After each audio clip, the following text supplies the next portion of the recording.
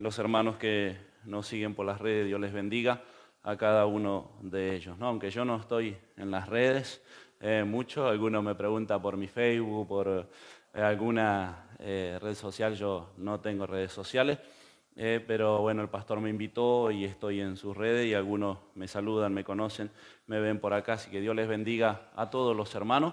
Vamos a hacer una oración y ya dar comienzo en esta tarde. Padre Santo, en el nombre de Jesús, te damos gracias, Señor, poder estar reunidos junto a mis hermanos, tus hijos, tu pueblo en este lugar y junto a todos los hermanos que están allí en las redes de los distintos lugares, Padre. Hoy pidiéndote que tú nos guíes, que tú nos acompañes, Señor amado, que tú uses nuestras vidas, Señor, para seguir aprendiendo de tu palabra, para que sea esa lumbrera en nuestros caminos. Danos de esa sabiduría de lo alto, danos de ese entendimiento, Padre. En el nombre de Jesús te damos gracias. Amén y amén. Dios les bendiga, reciba su asiento los hermanos que están acá. Decía el pastor Sergio, bueno, algunos preguntaban cómo colaborar o querían ofrendar y lo pueden hacer a través de la página del pastor. Y bueno, los hermanos aquí presentes que también quieren ayudar, una vez o lunes por medio quizás se levantará una ofrenda.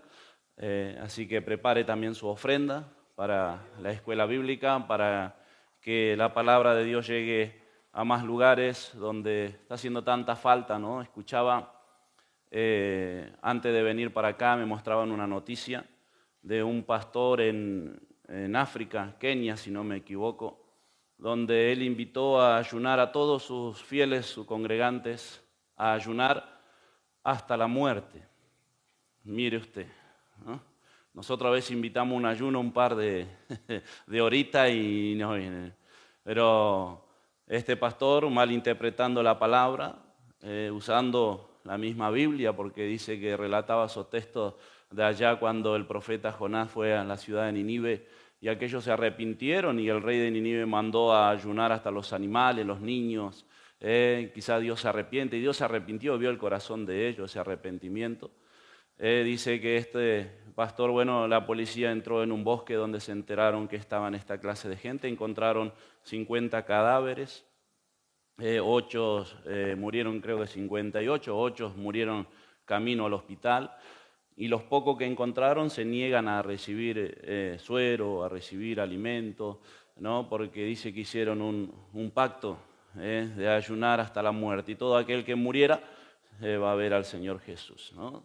Totalmente errada esa doctrina, totalmente llenando la mente de la gente, ¿no? Con esas cosas absurdas que nada tienen que ver con Dios. Es más, viola uno de los principios de Dios, porque uno de los principios de Dios o una de las leyes principales de Dios es no matarás, ¿no? Y se están matando a sí mismos.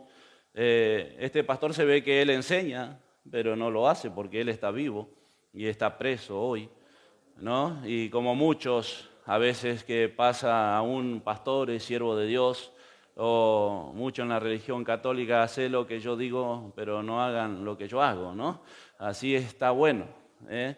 Pero nosotros estamos acá aprendiendo la palabra de Dios, usted conociendo cómo se debe interpretar la Biblia, porque de eso se trata la hermenéutica, de cómo usted interpretar la Biblia y que cuando quiera saber del ayuno, usted sabe, tiene que recorrer toda la Biblia, ¿no? El ayuno, alguna hermana preguntaba también sobre el ayuno en estos días, yo le decía, lea Isaías 58, ahí dice el verdadero ayuno. El verdadero ayuno no pasaba tanto por el estómago, sino que el verdadero ayuno era que te acuerdes del hambriento, compartas tu pan con el hambriento, que des tu ropa al que está desnudo, que quite la opresión sobre aquellos, ¿no? Que estaban oprimidos bajo el yugo de aquellos judíos. Ese era el verdadero ayuno. Ayunamos, nosotros también ayunamos, nos privamos de alimento y venimos a la presencia de Dios, a la casa de Dios junto a un grupo de los hermanos y ayunamos casi todos los domingos. Estamos ayunando, presentando ayuno al Señor y son armas poderosas que Dios dejó a la iglesia. Pero ayunos distanciados o muy largos solo tiene que ser mandado por Dios, tiene que orar mucho. Hay distintos tipos de ayuno que uno puede hacer, así que no se crea lo que uno solo le dice, ¿no? Ayunar hasta la muerte, imagínese usted. Y eso está el mundo lleno de estos hombres con falsas doctrinas, falsas enseñanzas, o tomando un solo versículo de la Biblia y de eso planteando una doctrina. De esto se trata la hermenéutica, la cual nosotros estamos estudiando, de la interpretación de la Biblia, ¿no? ¿Recuerda cuál es la regla principal de la hermenéutica? Los hermanos que están aquí, ¿cuál es la regla principal? ¿Quién es su propio intérprete? La Biblia, su propio intérprete, la Escritura, su propio intérprete, ¿sí? Es la regla principal de la hermenéutica. Dentro de eso vamos a encontrar la regla número 1, que las vimos clases pasadas, se van a acordar los hermanos, usual y ordinario. ¿Esto qué significa?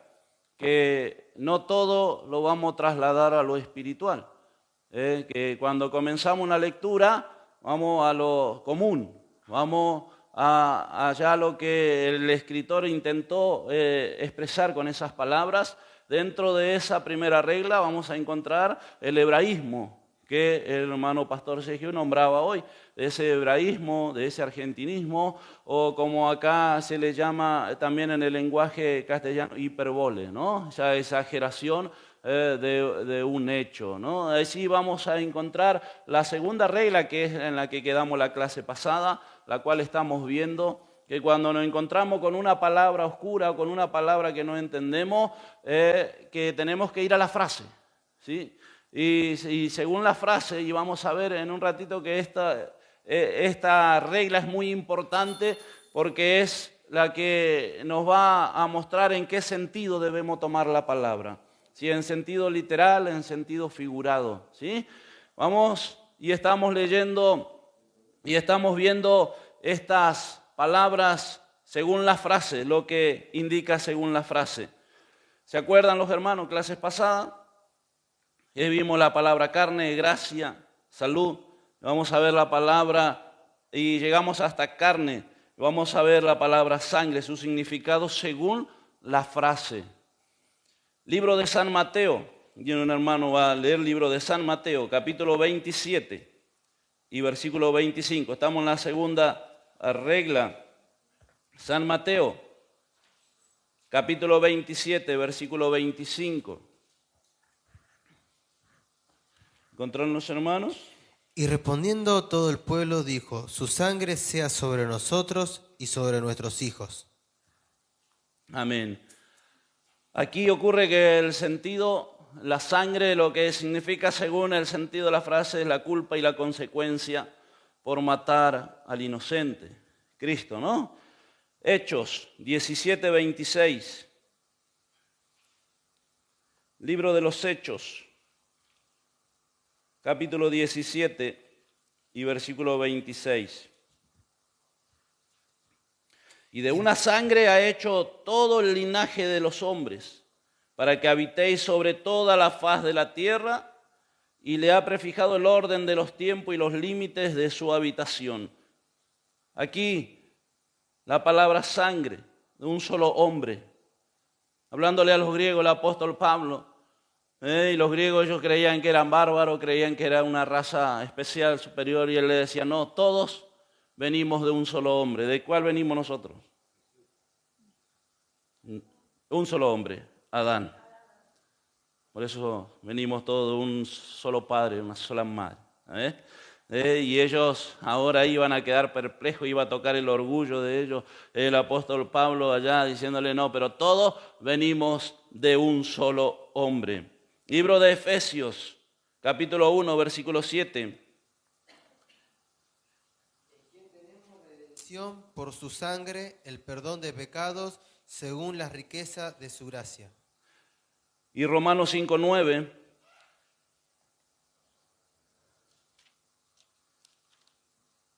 Dice, pues mucho más, estando ya justificados en su sangre, por él seremos salvos de la ira. Aquí equivale a la muerte expiatoria de Cristo en la cruz del Calvario, la palabra sangre, ¿no? Esto según cada palabra, según la frase que continúa, cambia el significado de la palabra. ¿Entiende esto? Porque en el cuestionario va a tener estas estas preguntas, ¿no? Según la frase cambia el sentido de la palabra y cada palabra tiene un sentido diferente, eso es lo que estamos viendo, ¿sí?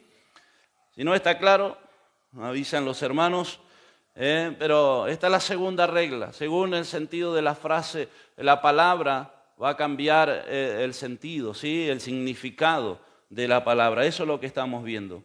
Como fácilmente se comprende, tiene importancia especial esta regla cuando se trata de determinar si las palabras deben tomarse en sentido literal o figurado. Para no incurrir en errores de gran importancia en este caso, dejarse guiar por los pensamientos del escritor y tomar las palabras en el sentido que indica el conjunto del versículo. Vamos a ver, por ejemplo, Mateo 26, 26. Recién el pastor estaba hablando de el pan, el cuerpo del Señor Jesucristo. Según el sentido y la frase, esto nos va a guiar si lo tenemos que tomar en sentido figurado o literal, ¿sí? Libro de San Mateo. Y mientras comían, tomó Jesús el pan y bendijo, y lo partió y dio a sus discípulos, y dijo: tomad, comed, este es mi cuerpo. Que lo tomamos ahí, en un sentido figurado, ¿no? Porque Jesús no se cortó su propia carne, no le dio un pedazo de su propio cuerpo a sus apóstoles que estaban con él en ese momento, sino dice que tomó un pan y lo partió. El pan es símbolo del cuerpo del Señor Jesucristo. ¿Sí? Si lo tomamos literal, tenemos que pensar que el Señor se empezó a cortar, a sacar pedazos de su carne para darle a cada uno de ellos. Lo tomamos en sentido figurado, el pan, el símbolo, ese pan sin levadura, que Él tomó un solo pan, como el pastor recién explicaba, lo partió y se lo dio a todos, un pedazo a cada uno, símbolo de su cuerpo, ¿sí? La comunión con Cristo, la unidad con el Señor. ¿Sí? Por eso es el sentido que indica la frase, nos va a llevar a pensar si en sentido figurado o en sentido literal. No tomar una palabra, una frase así nomás a la ligera y tomar y hacer cualquier doctrina de esto, ¿no? Y muchas veces cerrada y confundida. Mateo también 16, 19, este versículo muchas veces compartido. Mateo 16, 19, cuando el Señor Jesús entrega la autoridad.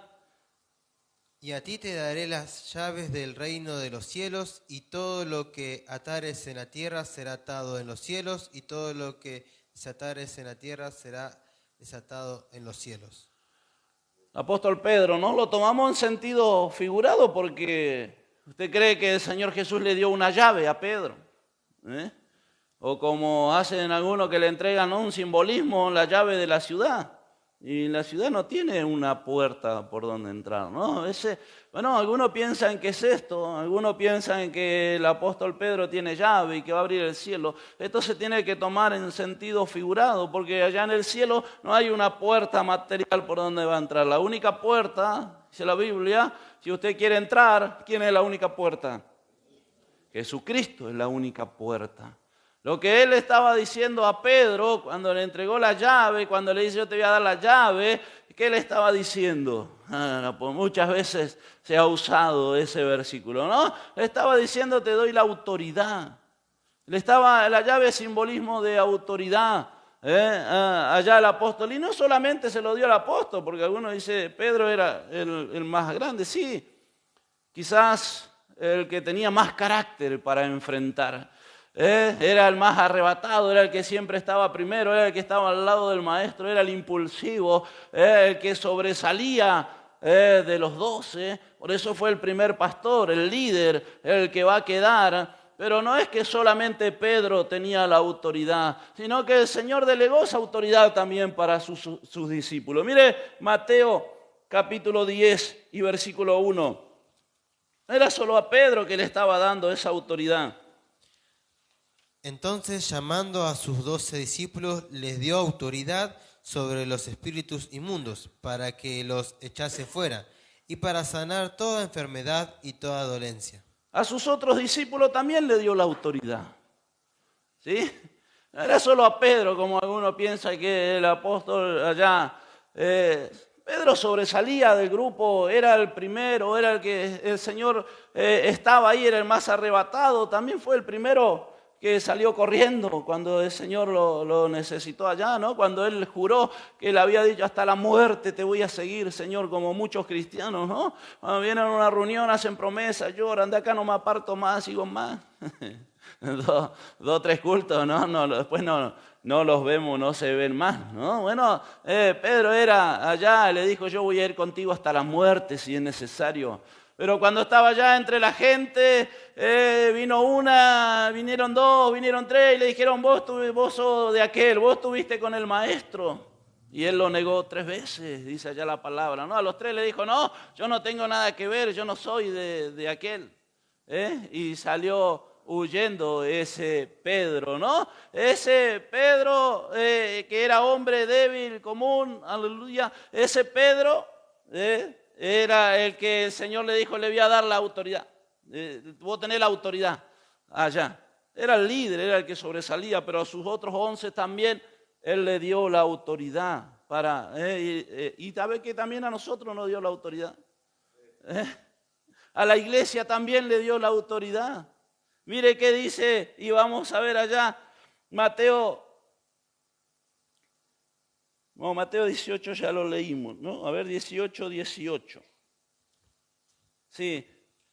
De cierto, os digo que todo lo que atéis en la tierra será atado en el cielo, y todo lo que desatéis en la tierra será desatado en el cielo. A la iglesia le estaba dando la autoridad. El Señor también, la misma autoridad que le dio al apóstol Pedro. Por eso vale la pena pertenecer a la iglesia. Vale la pena pertenecer a la comunión de Cristo. Vale la pena integrarse, vale la pena unirse. Vale la pena ser parte de la familia, porque a la iglesia también el Señor le otorgó esta autoridad, lo mismo que le dio el apóstol Pedro. Cuando le dice, yo te voy a dar la llave del reino de los cielos, estaba diciendo la autoridad. Eso le estaba dando al apóstol Pedro. Él no tiene ninguna llave. Entonces, con el sentido que indica la frase, esto nos va a determinar si lo tenemos que tomar en sentido literal o figurado. ¿Sí? ¿Comprendieron hasta acá? 2. Los otros no sé qué van a hacer con el cuestionario. Sí, hermano. Vamos a pasar a la regla tercera.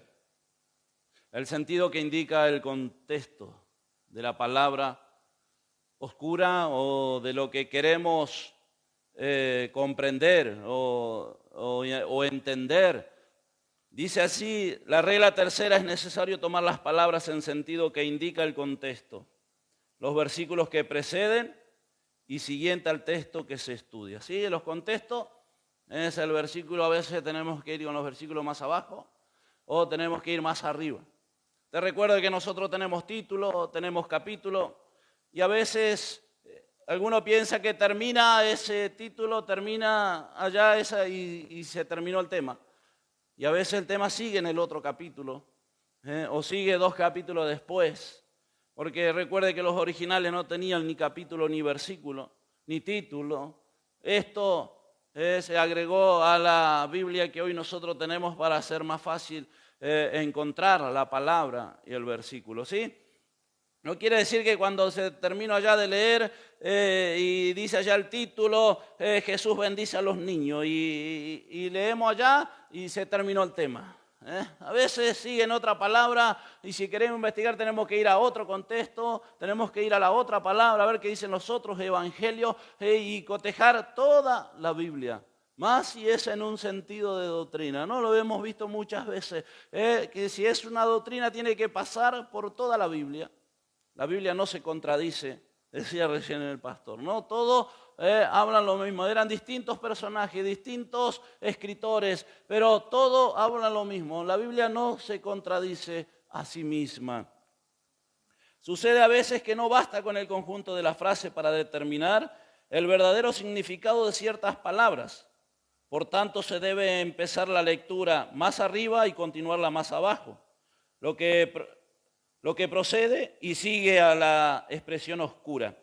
Vamos a ver Efesios, capítulo 3, algunos ejemplos. ¿Sí? ¿Entendió hasta acá? Lo común. El segundo, lo que indica la frase. La palabra cambia de sentido a veces según lo que indica la frase. Y tercero, que estamos viendo en esta noche, es según el contexto, ¿sí? Para determinar lo que quiere decir una palabra o una frase, a veces tenemos que ir a los contextos y no quedarnos solamente con ese versículo. Efesios capítulo 3, el versículo 4 y 5. Leyendo lo cual podéis entender cuál sea mi conocimiento en los misterios de Cristo. Misterio que en otras generaciones no se dio a conocer a los hijos de los hombres, como ahora es revelado a sus santos apóstoles y profetas por el Espíritu. Misterio. Era el misterio que hablaba el apóstol Pablo. ¿A qué se refería con la palabra misterio?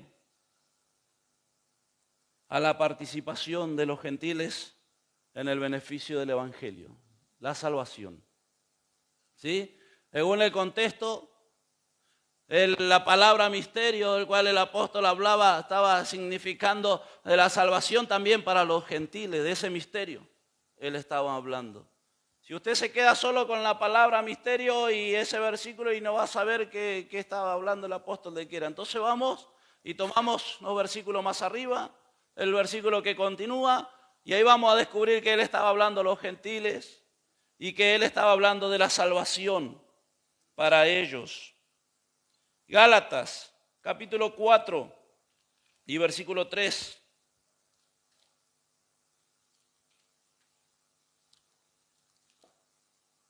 Tiene que entender esto porque en el cuestionario se le va a pedir ejemplo de algunos versículos. Mire, ya le estoy dando el dato para que usted anote y no va a poder anotar los versículos que tiene acá. Gálatas.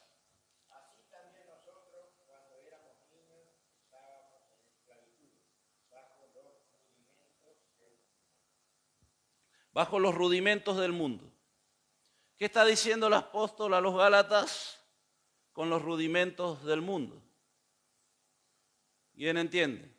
Se hace difícil. Está la palabra oscura que habla la hermenéutica. Recuerde que la hermenéutica también se va a aplicar en las palabras oscuras, en las palabras que se hace más difícil. No así en lo común y en lo simple, sí, en lo que se le complica. Y acá decían los rudimentos. ¿Qué significan los rudimentos? Y para eso tiene que ir al versículo 9 del 10 al 11, donde aclara qué son los rudimentos que él estaba hablando. Gálatas, capítulo 4, versículo 9. Mas ahora, conociendo a Dios, o más bien siendo conocidos por Dios, ¿cómo es que os volvéis de nuevo a los débiles y pobres rudimentos, a los cuales os queréis volver a esclavizar? Guardáis los días, los meses, los tiempos y los años. Me temo de vosotros que haya trabajado en vano con vosotros. ¿Entiende ahora qué está diciendo de los rudimentos del mundo? Hablando los judíos, estaba hablando de las prácticas, de las costumbres de ellos. Ahora estaban volviendo a esas prácticas, guardaban todavía ya el sábado, guardaban allá las fiestas de ellos. Y el apóstol ahora ahí está explicando lo que eran los rudimentos del mundo, ellos volviéndose a sus costumbres, a sus fiestas, como le decía, guardando el sábado y guardando esos días especiales que ellos tenían.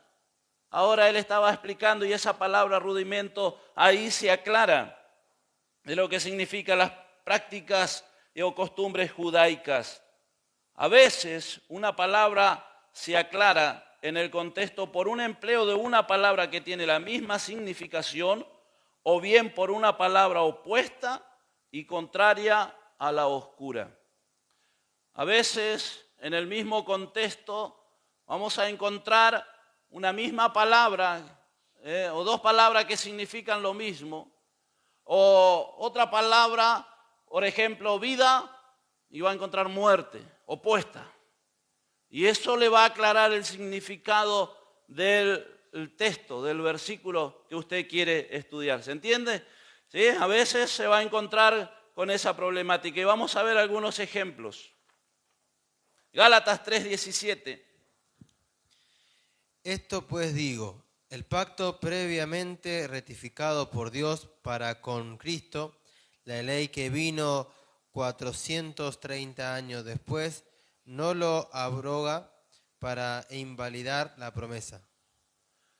La palabra pacto o contrato, como en la versión antigua figura, contrato que Dios había hecho con Abraham, se aclara en el mismo versículo con la palabra promesa. Eso estaba diciendo el apóstol, la promesa que Dios le había hecho a Abraham allá 430 años después, porque Dios le hace la promesa a Abraham y pasaron 430 años hasta que se cumplió, cuando el pueblo de Israel sale de allá de Egipto. De eso estaba hablando el apóstol. Y él ahí se aclara la palabra, ¿se entiende? La palabra pacto, contrato, con promesa. Vamos a ver otro versículo. Colosenses, capítulo 2, versículo 7. Son algunos ejemplos para que usted entienda. Meta adentro, decía el pastor, ¿no? De ese recipiente. Y Dios va a usar también lo que tiene ahí, ¿no? Dentro de ese recipiente. Colosenses, capítulo 2, versículo 7.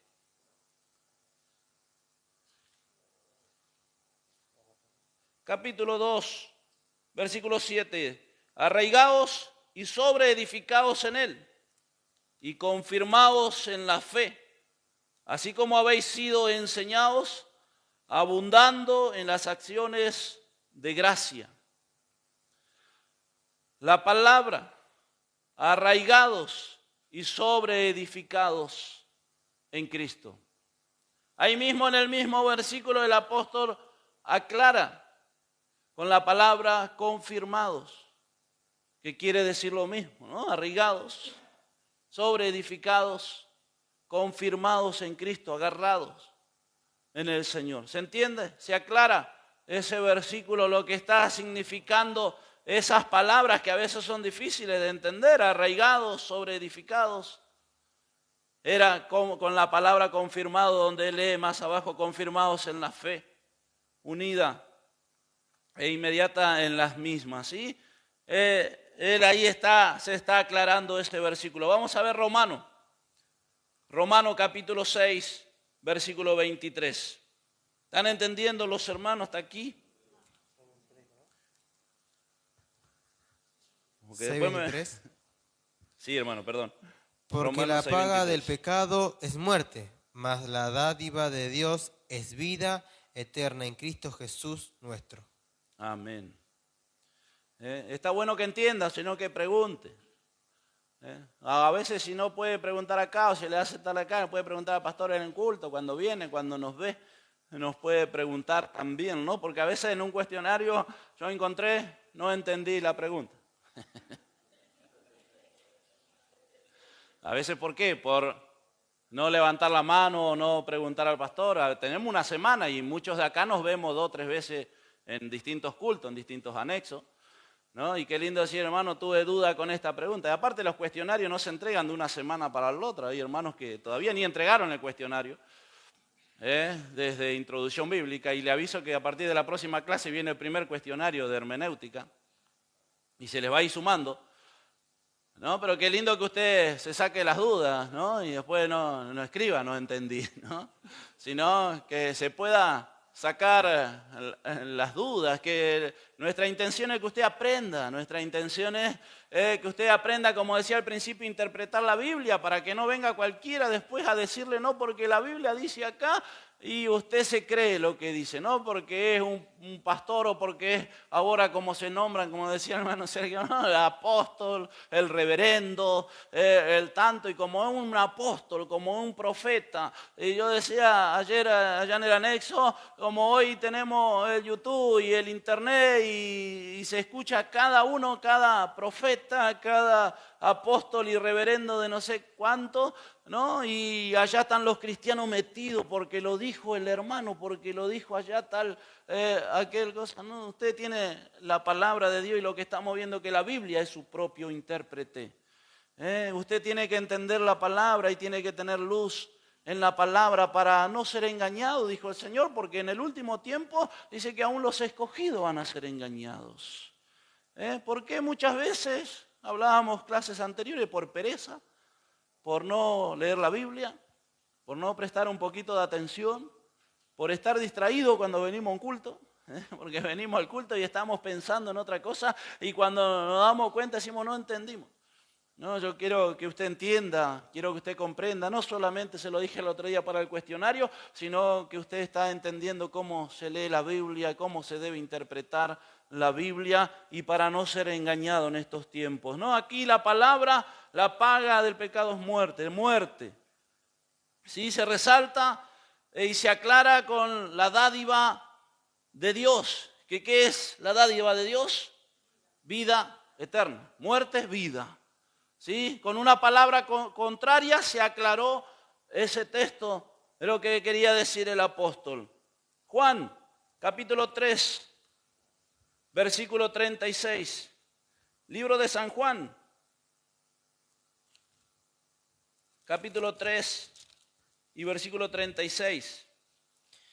El que cree en el Hijo tiene vida eterna, pero el que rehúsa creer en el Hijo no verá la vida, sino que la ira de Dios está sobre él. Amén. Juan 3:36. El que cree en el Hijo tiene vida. El que cree. Pero el que se rehúsa, o en otra Biblia dice el que no cree, el incrédulo, ahí vemos las dos palabras contrarias, con la cual se aclara ese versículo. El incrédulo, el desobediente. El Hijo no verá la vida, sino la ira de Dios está sobre él. En ese versículo las mismas palabras contrarias.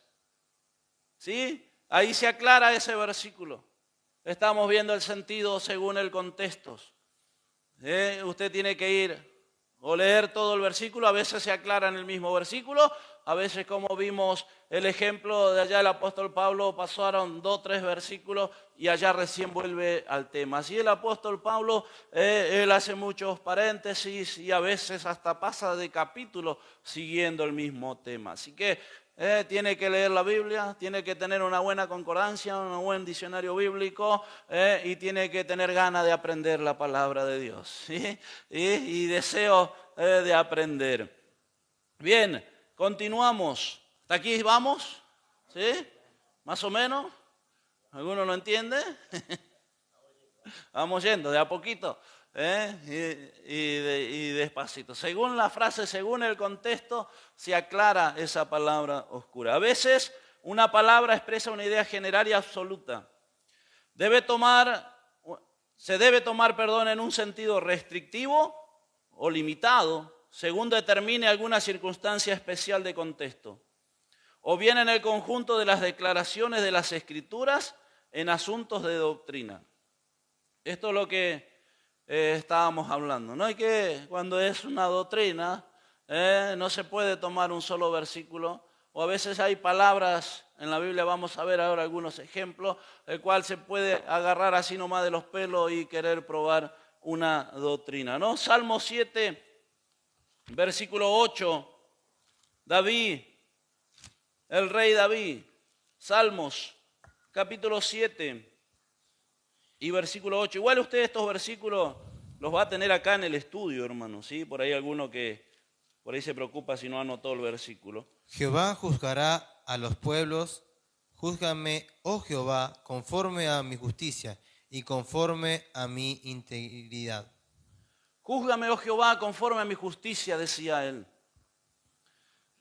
Parece, ¿no?, que allá David, el rey David, estaba como reclamándole al Señor.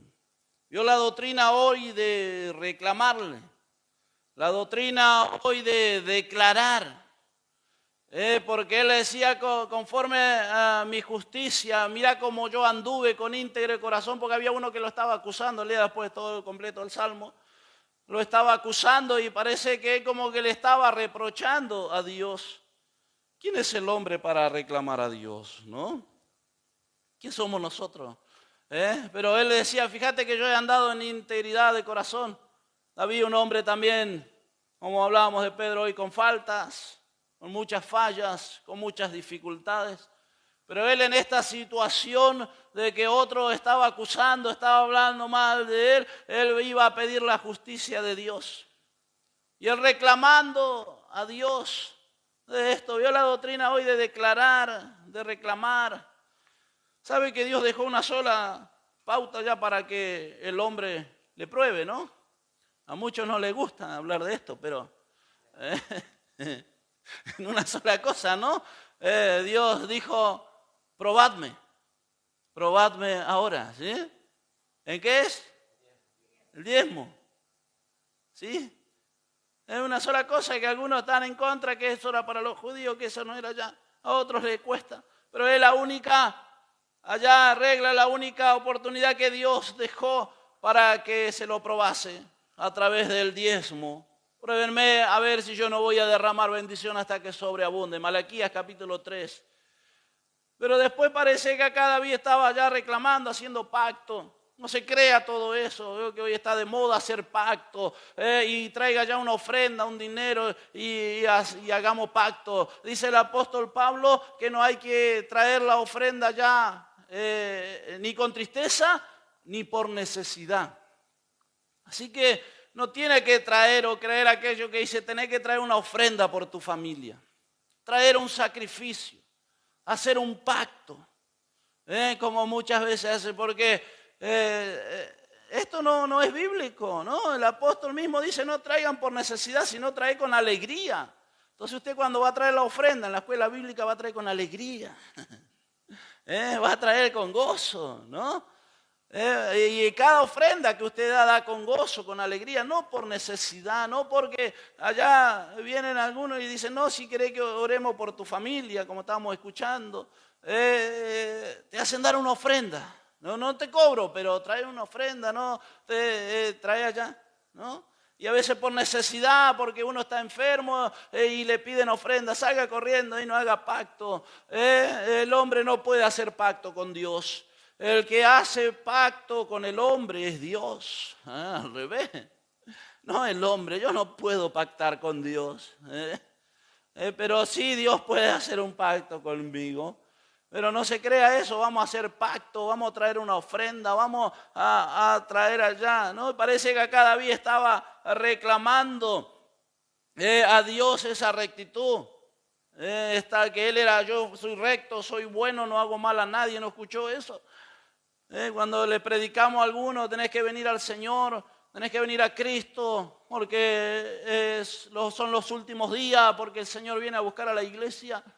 ¿Y a quién no le ha pasado que se ha encontrado con alguien y le dijo, yo soy hombre bueno, yo no hago mal a nadie, yo soy trabajador, soy honesto, y piensan que con eso se van a salvar? Y bueno, David decía, sí, acordate de mí, que soy honesto, que soy ya en ese momento quizá, pero David fue un hombre que tuvo muchos fracasos también, ¿no es cierto?, en su vida. Sí, a veces no hay que tomarla así a la ligera ese versículo y ya hacer pacto y declarar y reclamar a Dios. Vamos a ver otro ejemplo, Lucas 16, 1 al 13. Un ejemplo del mayordomo infiel. 16:1. 16:1, sí. Dijo también a sus discípulos, había un hombre rico que tenía un mayordomo, y éste fue acusado ante él como disipador de sus bienes. Entonces le llamó y le dijo, ¿qué es esto que oigo cerca de ti? Da cuenta de tu mayordomía, porque ya no podrás más ser mayordomo. Entonces el mayordomo dijo para sí, ¿qué haré? Porque mi amo me quita la mayordomía. Cavar no puedo, mendigar me da vergüenza. Ya sé lo que haré para cuando se me quite de la mayordomía. me reciban en sus casas. Y llamando a cada uno de los deudores de su amo, dijo al primero, ¿cuánto debes a mi amo? Él le dijo, 100 barriles de aceites, y le dijo, toma tu cuenta, siéntate pronto y escribe 50. Después dijo a otro, ¿y tú cuánto debes? Y él le dijo, 100 medidas de trigo. Él le dijo, toma tu cuenta y escribe 80. Y alabó el amo al mayordomo malo por haber hecho semejante. Sagazmente, amén. Perdón, hermano. Amén. ¿No? Acá el Señor elogiando al mayordomo infiel. Aquel que sagazmente estaba robando a su Señor. ¿Sí? Y quizá alguno toma esta palabra y dice, pero si Jesús apoyó esto. Si el Señor dijo estas palabras de este mayordomo infiel. Y lo que él estaba hablando era ya el deseo, el anhelo, la astucia de ese mayordomo. ¿Quién es el mayordomo? ¿Quién es el mayordomo? Nosotros somos el mayordomo. Ese representa a nosotros. El patrón es Dios, el Señor. ¿Sí? Las riquezas ajenas, lo que nosotros tenemos, no es nuestro, ¿no? Uno dice, yo me lo gané, yo trabajé, es mío. ¿Sí? Eso queda todo acá, no se va a llevar nada al reino de los cielos, ¿no? Esa es las riquezas ajenas y las riquezas allá, las riquezas verdaderas, que también habla allá en la parábola, son las cosas espirituales. ¿Entiende? Ahora el Señor estaba elogiando lo que Él hizo. Esa astucia, eso sagazmente que Él convenció a aquellos y le dijo, bueno, vos debías 100, ahora anotate 50, anotate 80. Eso el Señor estaba diciendo, si usted lee unos versículos más abajo, que aún nosotros tengamos como ese mayordomo, ese siervo, ser como Él, con ese deseo, ese anhelo de vender algo, aunque lo nuestro. ¿Cuánto alguna vez le pagó un boleto a alguno para venir a la iglesia? Eso estaba diciendo, invertir algo de lo nuestro. Llevar a ser amigos, porque si usted lee unos versículos dice más allá, el versículo 11, pues si en las riquezas injustas no fuiste fiel, ¿quién os confiará lo verdadero? Y si en lo ajeno fuiste fiel, ¿quién os dará lo que es vuestro? Ningún siervo puede, el versículo 10. El que es fiel en lo muy poco, el Señor lo va a poner en lo mucho. Hablando allá de hacer amigos a través de las riquezas injustas. De las riquezas que uno tiene, ¿no? De nuestras riquezas, hacer amigos. Decía, ¿cuánto más debemos ganar esos amigos? Hacer amigos con esa riqueza que Dios nos da. No usando la astucia del engaño o la sagaz que éste usó. Porque si le dice el siervo era malo, el mayordomo malo, aclara Jesús. Era malo lo que él estaba haciendo.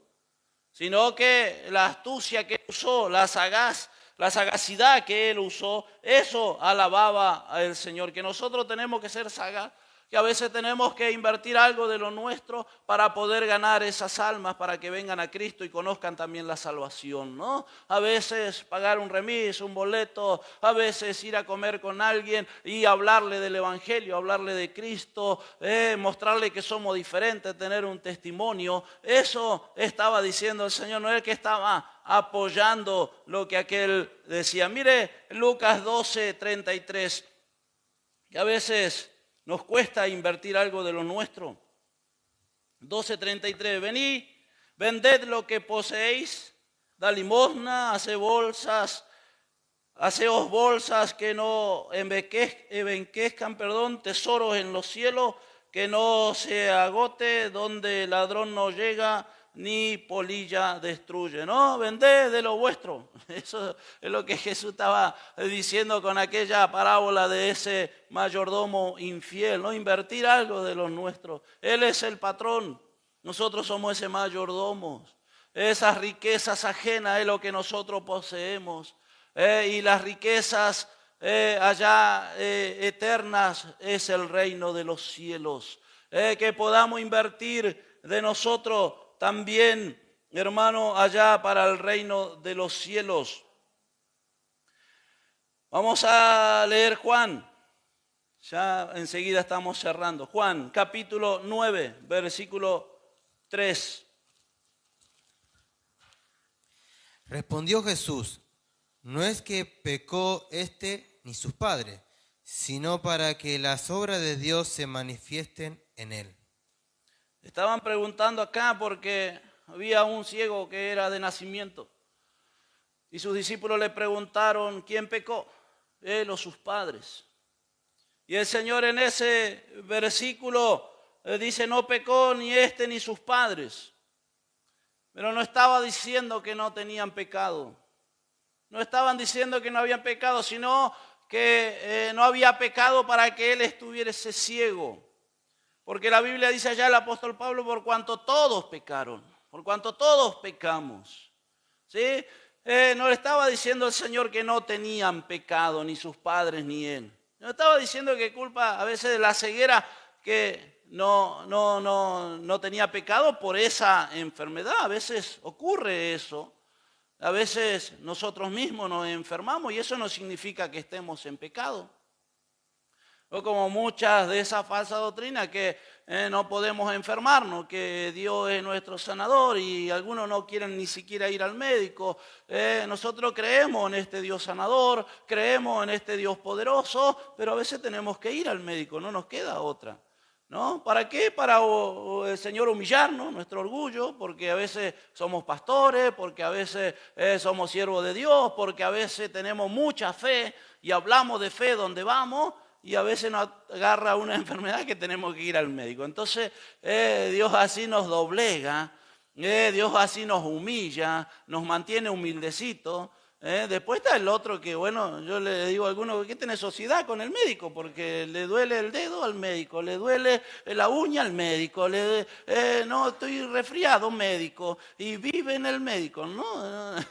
Es ya demasiado, pero no estamos en contra de la ciencia, pero ninguno, no había pecado él ni su padre, ¿entiende? No era que Jesús dijo que ellos no tenían pecado, no, sino que la causa de la enfermedad no tenían pecado. Y algunos piensan así, ¿no? Que no se puede enfermar porque es hijo de Dios, porque servimos a Dios, no nos podemos enfermar. Y sí, nos vamos a enfermar. Jesús dijo, en el mundo van a tener tribulación, en el mundo van a tener aflicciones, pero confíen, yo he vencido al mundo. Muchos siervos de Dios, mire, Eliseo, ¿de qué murió? Un profeta de Dios. ¿Sabe usted de qué murió Eliseo? Dice la Biblia que Eliseo murió de la enfermedad que tenía. Así dice la palabra de Dios. Estaba enfermo, era un profeta, levantó muertos, aún sus huesos después de muertos tenían virtud. Levantaron allá otro que... Y él murió de su enfermedad, dice la Biblia. El apóstol Pablo dice que estaba enfermo, ¿no? Que era el aguijón que tenía en la carne. Él le pidió a Dios que le sanara, que le quitara. ¿Y Dios qué le dijo? No, bástate mi gracia. Por allá alguno toma unos versículos de Gálatas donde dice allá con letras grandes o se escribo o con letras así, con letras grandes, letras gigantes, así como dice allá en Gálatas. Y alguno dice que el apóstol Pablo estaba quedando medio ciego, que era eso, lo que él tenía, el aguijón. Dios nos libre y nos guarde, no sabemos lo que él tenía. Él dice que venía ya uno que lo abofeteaba y le pidió al Señor que le quitase. Tres veces le pedí y el Señor me dijo no. ¿Por qué? Porque mientras le dolía, mientras vos tenés que ir al médico, mientras vos tenés que llamar a los ancianos a pedir oración, mientras vos tenés que pedir en la iglesia oración, te estás humillando. Y mientras nos estamos humillando, mientras nosotros, ¿a quién Dios da gracia? Al humilde. Y Dios no quiere tener humildecito. ¿Sí? ¿Sí? No quiere decir que por el pecado, ya termino un versículo más y ya vamos a estar terminando. Santiago, capítulo 5, versículo 14. El apóstol Santiago. capítulo 5, versículo 14. ¿Está alguno enfermo entre vosotros? Llame a los ancianos de la iglesia y oren por él, ungiéndole con aceite en el nombre del Señor. Este versículo es hasta el 16, a ver. Confesad pues vuestras ofensas unos a otros, orad uno por los otros para que seáis sanados. Y la oración eficaz del justo puede mucho. Católicos usan estos versículos para la extrema unción. Y van allá a ungir con aceite a algún reo o a alguno que está por morir, que está en la última, y le ungen con aceite y piensan que así va a ser salvo. Y aquí el apóstol no estaba hablando de la enfermedad del alma, sino estaba hablando de la enfermedad física, del cuerpo. De eso estábamos hablando, ¿sí? Entonces, cuando se presenta estos versículos, tenemos que tomarlo allá con una limitación restrictivo, dice allá la definición de esto. Con cuidado, ¿sí? No queriendo de esto formar una doctrina y hacer una doctrina de esto, como hablaba el pastor de la ropa hoy, de la vestimenta, el apóstol Pablo habla ya del cabello de la mujer. Y toman un versículo y se ponen allá el velo y se cortan el cabello por no seguir el contexto. Porque el contexto, unos versículos más adelante, allá en Primera de Corintios, después si usted lo quiere leer, ya van a estar terminando. Primera de Corintios 11, 6, y el versículo 15 después dice allá, pero honroso es a la mujer dejarse crecer el cabello. Y le es dado como velo natural. Ya no es necesario el velo, ya no es necesario el trapito en la cabeza, pero muchos optan por el trapito dentro de la iglesia. Después salen a la iglesia y tienen el flequillito, tienen allá las puntitas, se cortan allá el cabellito, ¿no?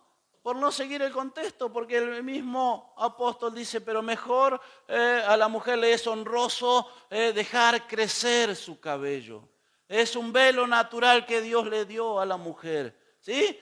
Dios le bendiga en esta noche. Espero que entendieron los hermanos, ¿sí? No se puede tomar, es retroactivo así, ¿no? No quiere decir que ahora usted vaya a engañar al otro para la riqueza, como ese mayordomo infiel, ¿no? O vaya a tomar de ganancia deshonesta. No vaya a decir que no, nadie tiene pecado, no, sino que por esa causa el Señor dijo, ninguno pecó. Pero todos pecamos, dice la palabra del Señor. Pero venimos a Cristo y tenemos esperanza. Él perdona nuestros pecados a todo aquel que se arrepiente. No es necesario alguno, como dice allá, en el último minuto de mi vida quizás me arrepiento. O llaman allá al sacerdote que le venga a ungir y quizás va a ser salvo. Quizás Dios no te dé nunca esa oportunidad, no sabemos el mañana. La Biblia dice que la vida del hombre es como neblina, hoy está, mañana no está. ¿Sí? No se puede tomar una doctrina así nomás, hay que ir a los contextos, tomarlo con cuidado, tratar de diferenciar. Y eso es lo que estamos viendo, el sentido de la palabra según los contextos. Más arriba, más abajo. Dios te bendiga en esta noche. Nos ponemos de pie. Seguramente la hermana ya va a estar entregando algunas páginas de hermenéutica. Después de la próxima clase va a llegar el cuestionario también de hermenéutica, ¿no? Yo eso quiero que usted entienda. Porque vienen muchas preguntas sobre estos y que va a tener que poner algunos ejemplos, algunos versículos sobre esto y ahí va a tener que buscar, va a tener que leer la Biblia, sacarle el polvo a la Biblia y buscar algunos versículos para completar allá ese cuestionario. Dios les bendiga en esta noche, oramos y nos despedimos. Padre Santo, en el nombre de Jesús, te damos gracias, Señor, poder estar con nuestros hermanos en esta tarde, en esta noche, Señor, aprendiendo cada día más de tu palabra, pidiéndote que tú nos des esa luz, ese entendimiento, Padre Santo, para no ser engañado en estos tiempos que estamos viviendo. Ayúdanos, danos de esa gracia, danos de esa sabiduría. Yo te pido ahora, tú nos lleves guardado, cada uno de mis hermanos, bendiga a los hermanos allí en las redes, en los distintos lugares que nos están acompañando en esta noche. Bendiga sus vidas, Padre, llévanos guardado bajo tu mano poderosa y tú nos ayudes a llegar a la próxima reunión, Padre. En el nombre de Jesús te damos gracias. Amén y amén.